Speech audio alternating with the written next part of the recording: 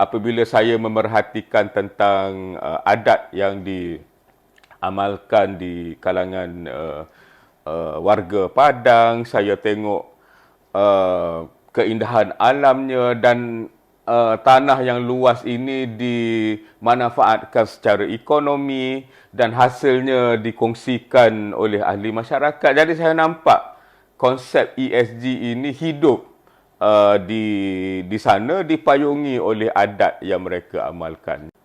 Bismillahirrahmanirrahim. Assalamualaikum warahmatullahi taala wabarakatuh. Kita jumpa lagi di channel Pak Nikdin, channel yang membincangkan topik-topik ekonomi dan bisnes bagi membantu anda semua menjadi usahawan yang lebih cemerlang dalam mentadbir, mengurus dan memimpin perniagaan masing-masing. Adat memudahkan ESG diamalkan dalam masyarakat. Ni macam mana pula ni? Macam mana adat nak dikaitkan dengan ESG? Hari ini saya nak kongsikan pengalaman saya yang saya nampak di Padang, Sumatera Barat, Indonesia. Kita semua tahu daerah itu mengamalkan adat pepatih dan juga adat temenggung. Cuma ada perbezaan sedikit di antara konsep yang mereka amalkan. Tapi apa yang menariknya ialah tentang bagaimana harta mereka dipusakakan. Dan ini menjadi satu perkara yang mungkin orang yang tidak memahami adat ini tidak faham. Ya. Jadi apabila kami ke sana diberi penerangan berkenaan dengan bagaimana harta dipusakakan di dalam adat yang diamalkan di sana, baru kita faham berkenaan dengan konsep adat mereka, iaitu pusaka dibahagikan pada dua, pusaka atas dan pusaka bawah. Jadi pusaka atas ini merupakan harta-harta yang telah dikatakan diamanahkan kepada keluarga lah. Maknanya kalau ada rumah, kalau ada bendang, kalau ada tanah pertanian, itu semua menjadi hak milik keluarga dan apa yang dipusakakan hanyalah hak penggunaan. Maknanya kalau diturunkan pada sesiapa sama ada lelaki ataupun wanita, mereka ada hak menggunakan harta berkenaan tetapi tidak memilikinya. Jadi milik harta itu ialah milik keluarga. Sekiranya mereka ada harta yang mereka dapatkan dengan usaha sendiri, jadi apabila mereka meninggal, harta itu dipusakakan menggunakan kaedah faraid orang Islam. Jadi kalau kita perhatikan betul-betul, pusaka atas yang diistilahkan di sana itu ada ciri-ciri wakaf dan ada ciri-ciri amanah. Maknanya penggunaan harta itu dan manfaatnya telah ditetapkan kepada masyarakat yang lebih besar. Jadi orang yang mengurus dan mentadbirnya hanyalah pemegang amanah dan bukan pemilik sebenar. Jadi macam mana pula perkara ni nak dikaitkan dengan ESG ataupun berkenaan dengan alam, masyarakat dan juga tadbir urus? Pada pandangan saya lah, apabila saya tengok berkenaan dengan pusaka atas ni dan apabila saya tengok sawah padi yang meluas, yang cantik-cantik dan masyarakat yang ada tempat untuk mereka berusaha dan mencari rezeki, maka saya kaitkan ini semua dengan ESG. Yang pertamanya, adat itu merupakan kaedah tadbir urus. Maknanya harta yang telah diserahkan kepada masyarakat ataupun keluarga itu ditadbir dan diurus dengan adat-adat tertentu.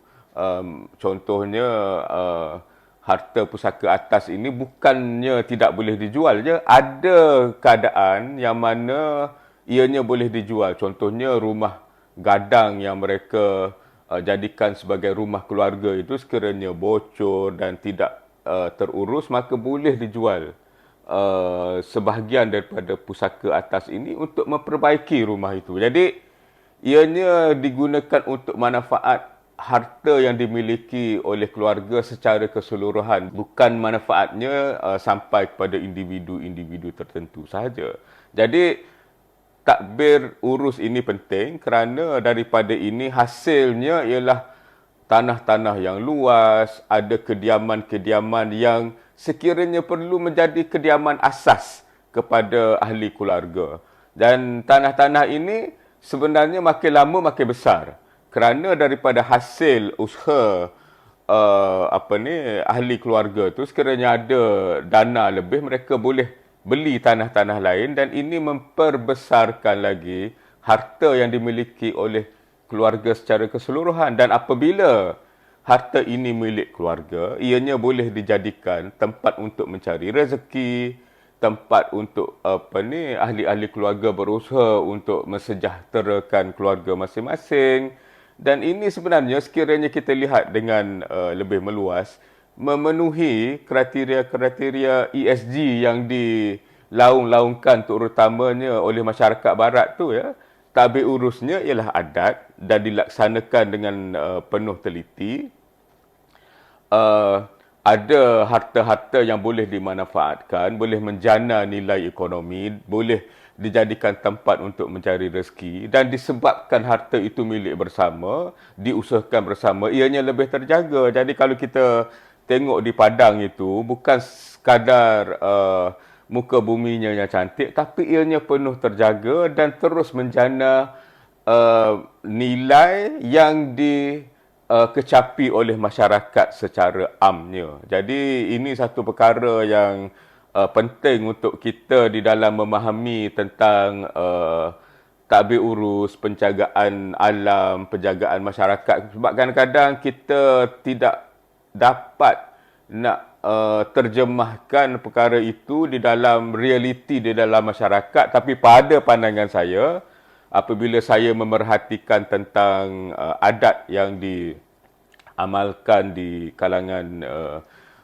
warga Padang, saya tengok keindahan alamnya dan tanah yang luas ini dimanfaatkan secara ekonomi dan hasilnya dikongsikan oleh ahli masyarakat. Jadi saya nampak konsep ESG ini hidup di sana, dipayungi oleh adat yang mereka amalkan. Jadi ini satu perkara pentinglah yang nak kita fahami sekiranya kita betul-betul serius di dalam menjaga alam, di dalam memakmurkan masyarakat. Sebab yang penting sekali ialah tadbir urusnya kena jelas dan dilaksanakan dengan penuh amanah. Bagi saya itu puncanya.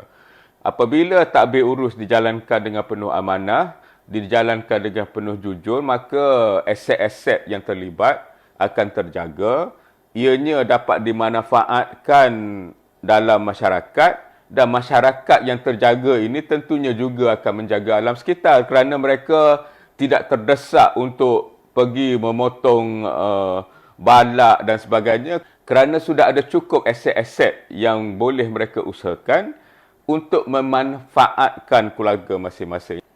Jadi kaedah yang diamalkan di Padang ini boleh kita perhatikan, kita perhaluskan lagi agar kita dapat amalkannya di sini, di negara yang mungkin adatnya lebih berbeza, kaedah kehidupan kita lebih berbeza, lebih materialistik. Jadi katakanlah contohnya kita tubuhkan satu tabung amanah yang mana aset-asetnya boleh dimanfaatkan oleh ahli keluarga masing-masing, maka tentunya keluarga kita ada sekurang-kurangnya harta-harta yang boleh mereka manfaatkan, boleh mereka usahakan, dan ini menyebabkan tidak ada keperluan untuk mereka pergi dan mencari harta-harta yang lain yang menyebabkan bumi ataupun alam sekitar boleh terjejas. Jadi ini satu cetusan idea, mungkin perlu diperdebatkan, diperhaluskan, tapi mesejnya ialah tanpa tadbir urus yang mantap, masyarakat tidak akan menikmati kemakmuran dan alam sekitar tidak akan terjaga. Jadi mungkin kita semua dapat belajar sesuatu daripada adat yang diamalkan di Padang dan juga Sumatera Barat ini, dan semoga ianya dapat kita manfaatkan di dalam mentadbir, mengurus dan memimpin perniagaan masing-masing. Di dalam masa yang sama, kita juga mensejahterakan masyarakat dan menjaga alam, dan ini penting untuk memastikan kita mewariskan bumi yang lebih sejahtera kepada cucu cicit kita sebagaimana kita menerimanya daripada atuk nenek kita dahulu.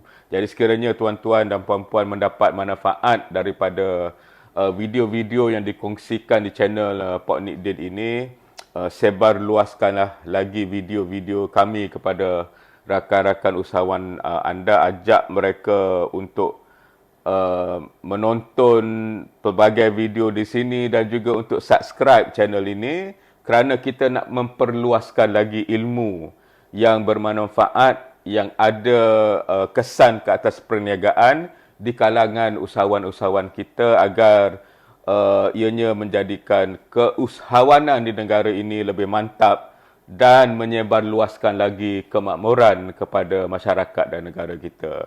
Sekian, wabillahi taufiq wal hidayah. Assalamualaikum warahmatullahi taala wabarakatuh.